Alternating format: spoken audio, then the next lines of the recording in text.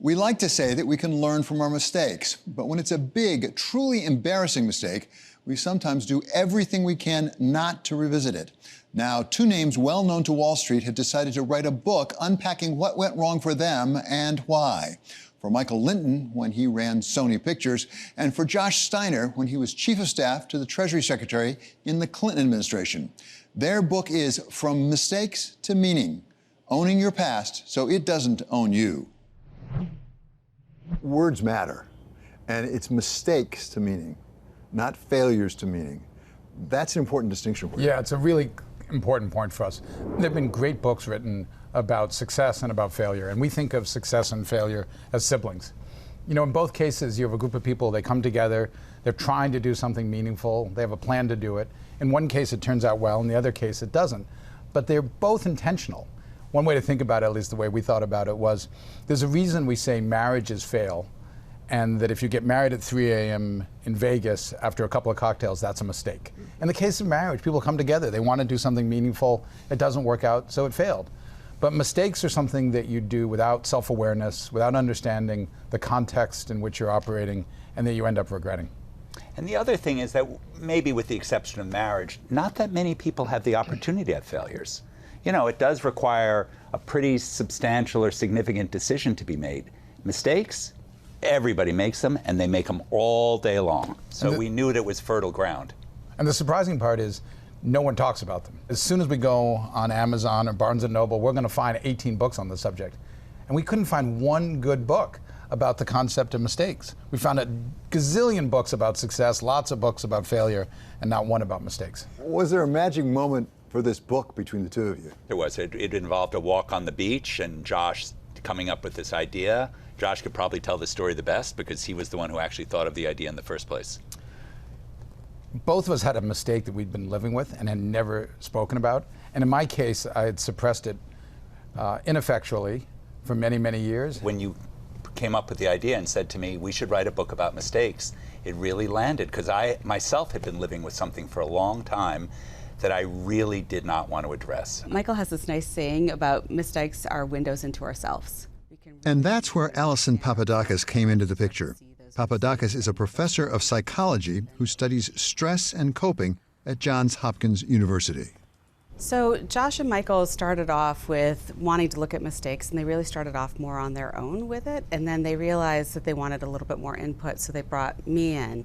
But a lot of what came across in the book is their own ideas about things, and then they were sort of wanting to check it out. Does this really align with the psychological literature and research? And that's where I came, as try to help them to see this really does actually make sense, and it's not bunk. You guys are coming up with good ideas.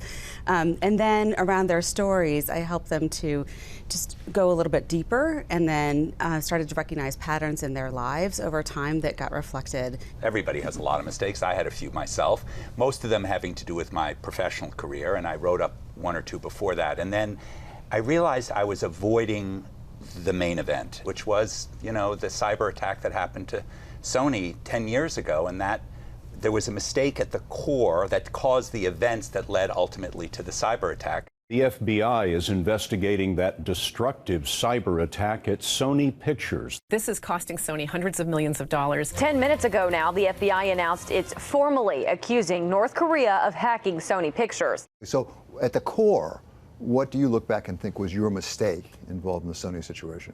At the core, it was agreeing to make the movie The Interview. You want us to kill the leader of North Korea? Yes. What? And in retrospect, it was definitely a bad decision, and it was definitely one that put the company in jeopardy. You talk about three acts right. to the mistake. So there's the prelude, what led up to it, there's the mistake itself, and then there's the postlude. You describe in the book, you had put in place a rigorous process for greenlighting movies. Yeah, we had a very, very strong process that had been in place for many years before that. We didn't suddenly get emotionally connected to an idea or a project and say, let's go.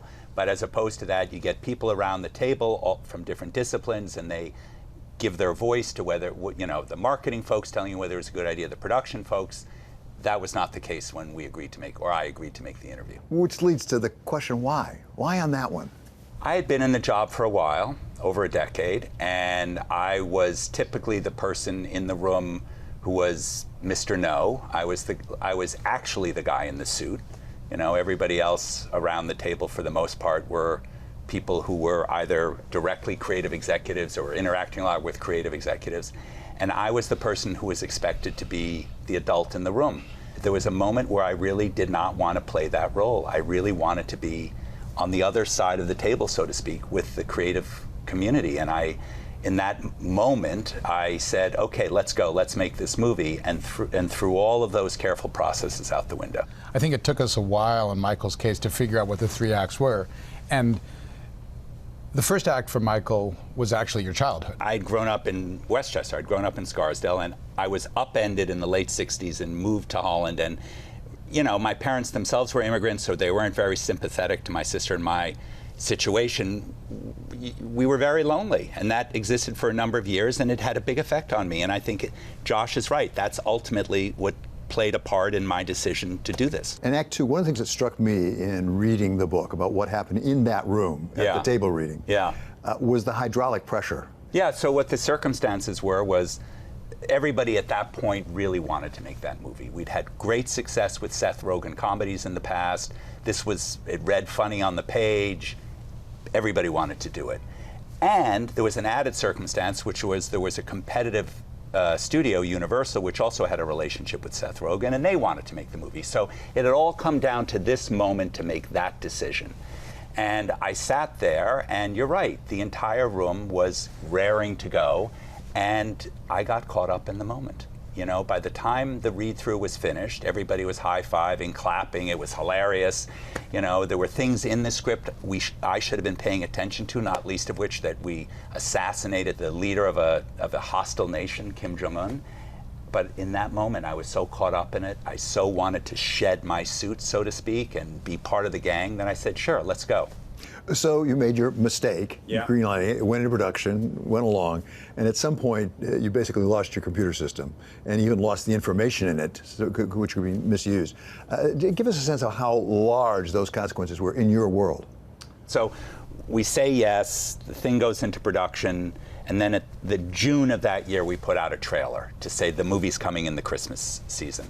And at that point, the North Korean government, through the envoy in New York, sort of sent us a warning that something bad could happen. We checked with the State Department, we checked with the Rand Corporation. No, these guys are all bark, no bite, don't worry about it, nothing can ever happen. As it turns out, they were referring to Kim Jong-il, not Kim Jong-un. He was new on the scene, they didn't really understand what he was capable of. We're now in the fall, and all of a sudden, I'm driving to work, and I get a panicked call from my CFO, Dave Hendler, and he says, everything is down. All of our systems are fried. And when I finally got to the studio and we started looking at it, 70% of our laptops were knocked out. In the weeks following, this is all well known, the emails started coming out. It was like ground zero for the news. Everybody was looking at Sony. By the way, nobody was helpful. Everybody else ran for the hills because all of these emails started coming out. And by the way, movies started coming out. Up on our systems, we had The Karate Kid. That suddenly was available for people to watch online, all because our systems got hacked. Plus, we couldn't operate the studio for at least a week because there was no way of moving material around. So you had the distinction of having the President of the United States call you out on your mistake. I was going on Fareed Zakaria's show to try and explain what was happening at that moment at the studio. It was sort of, we were a quarter way through the whole series of events. And at that point, they had not yet identified with absolute certainty that it was the North Koreans who had done it. So just before I went on the show, Fareed Zakaria said to me, oh, the president, they've just announced that it was the North Koreans and the president is going to do a quick press conference. Hello, everybody. The president was taking some questions from reporters, and the reporter said, A, what are you going to do about the North Koreans? And B, what do you think of what Sony has done? Sony suffered significant damage. There were threats against its employees. I am sympathetic to the concerns that they faced. Having said all that, yes, I think they made a mistake. What he didn't fully comprehend, and which I sort of laid out in the interview with Fareed Zakaria, was that it wasn't our decision at that point because the theaters had declined to show the movie. Streaming didn't exist in that moment, so we had no way of getting the movie out. So in a funny way, the president misunderstood what we were trying to do, and that in of itself was a mistake. Having said that, he, in a very gracious act, about 10 days later, called me, apologizing for saying what he said, which was not necessary, but secondly, he did say, but what were you thinking making a movie where you assassinate the leader of a hostile nation? Like, surely that was a mistake. And on reflection, and in that moment, I suddenly realized he's right. He identified the mistake, and that was actually a mistake. Would it have been different if you'd had all the time in the world to think it through, to talk to Josh about it? Would it have come out differently? I think my life would have been different, yes. I think had I, at an earlier moment, reflected on it, understood what the root cause was, understood really how I felt about it emotionally, I would have been able to keep my head upright in a much better way than I did. Instead, what I wound up doing was, the minute it was behind me, I really never wanted to look at it again. I really took the attitude, okay, that's over, let's not reflect on it, let's not consider why I did that in the first place, let's just move forward. And I can honestly say that in and of itself was a mistake. I imagined for a long time that every time I walked, years after the event, that every time I walked in the room of any event, a dinner, a party, just a group of people, my own family, what they see on my forehead is Sony hack. That's what I imagined. When, of course, for 99% of the population, it was completely in the rearview mirror. It never came to their mind. And this is an example of where Allison was super helpful, because Allison educated us about something called the spotlight effect. I mean, many of the mistakes in the book were public ones, so of course it's going to happen more in those kinds of situations. But even for people who aren't making public mistakes or talking about them in a public sort of way, it still happens on a day-to-day basis. We worry that our colleagues, our friends, our family, that they're thinking about these things when in fact usually it's just us. Is there ever a time that it actually may be healthier simply to move on rather than to dwell on your mistakes? I think for some people with some mistakes, if it's a minor thing or if they actually have a pretty good understanding of it, then it's easier to do that and just move on. But if it's something like the kinds of mistakes that are in the book where it really was very meaningful to folks, it really was a watershed moment in their lives, I think you can't really move on until you really do get an understanding of it. And for most folks, it takes pausing and unpacking it a bit to really get to that level of understanding to be able to move on. Take us through your mistake in Washington. At the age of 27, I became the chief of staff at the Treasury Department. In the 1990s, the beginning part of the Clinton administration was a little bit fraught with scandals, the most notable of which was the Whitewater investigation. And like many senior officials, I got subpoenaed. I actually turned over all the documents that were relevant, one of which, unfortunately, was my personal diary. And in that personal diary, I had written things about Whitewater. And keeping a personal diary in Washington is not necessarily a mistake. Writing about sensitive investigations in your diary, that's a mistake. And it was a big one. So again, it's important to identify exactly what the mistake is. It was not keeping the diary, in your view, looking back on it now. Yeah, I was a history major. I have a graduate degree in history. You couldn't write history if people who had been involved in public policy and government didn't keep diaries. That's not a mistake.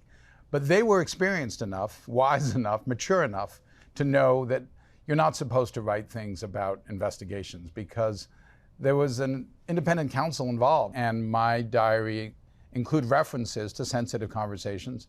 And worse still, it was the worst combination of a personal diary, therefore not particularly accurate, and about things which were highly sensitive. That's a pretty toxic combination. I made no effort to check the accuracy of my diary because this was never intended to be a precise narrative or a verbatim account of what took place. It was, more than anything, a way to reflect on events and draw lessons from my personal and professional experiences. I wish that my diary was more accurate. What's your Act One look like? What led to that decision? One of the things that we discovered about mistakes was you really need to understand the context in which you're operating. And I had started to keep a diary when I was traveling through Asia at the age of 23, and it was totally appropriate. You're in Bali, you're in Malaysia, and you're writing down your notes, probably a little bit of terrible poetry. You meet someone and you're keeping a recollection of the person you met. That's appropriate in that context. I then had a series of jobs, ultimately at Treasury. It was fine to keep a diary, but it would be better if I had kept a diary that was appropriate for Washington, not backpacking through Asia. And that contextual question keeps coming up over and over again. Like, know your context, apply the right rules and processes and systems, decision-making skills to the context in which you're operating. One of the things I admire, but maybe was a little surprised at, doesn't appear you ever thought about just not giving him the diary. Yeah, I received a fair amount of criticism at the time for being naive enough to think that I needed to turn it over. And my view was that the subpoena was very clear and the law is the law. And I really, really regretted writing what I did in my diary. I have no regret about complying with the subpoena. So what was the price you paid, personally or within the larger context? In the Clinton administration, you were still working in the Clinton administration, right? Yeah. First of all, Secretary Bentsen was unbelievably gracious to me. I tendered my resignation, and he said no. He said, no, you're doing a good job. This wasn't so awesome. That was a little bit of an understatement. And he said, nevertheless, you got to keep going. So the price I paid was certainly I lost some credibility with my colleagues, appropriately enough. I had made some bad decisions, and I think they questioned my judgment over it, and that was appropriate. The bigger price was I'd lost some self-confidence and sense of self. And I thought of myself as someone who had good judgment, who was able to operate at a senior level within the government. And I questioned whether this was evidence of the fact that I was, in fact, too young for my job. There's no question I carried with me embarrassment and shame as a result of what happened. Again, if you had the time to reflect on it, the 3 acts at the time, would you have done anything differently? Yes.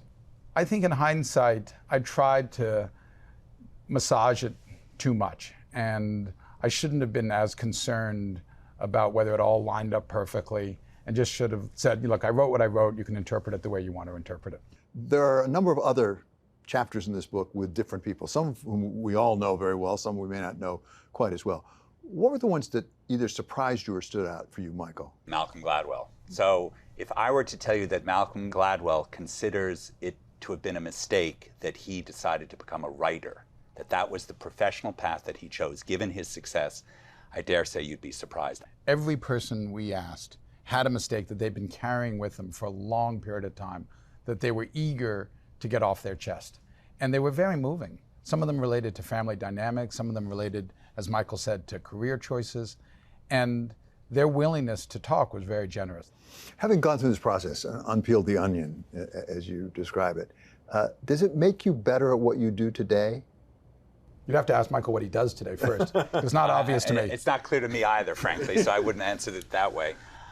Yeah, I think it does. I think, one of the ideas in the book is something called a cheetah pause, which means that before you react to something, you take a breath and you actually try and understand what your emotional state is and what your real thinking is before you actually commit yourself to that action. I spent a lot of my career in the investing community, and you grew up in the investing community, and you always think about the balance between fear and greed. Which is it?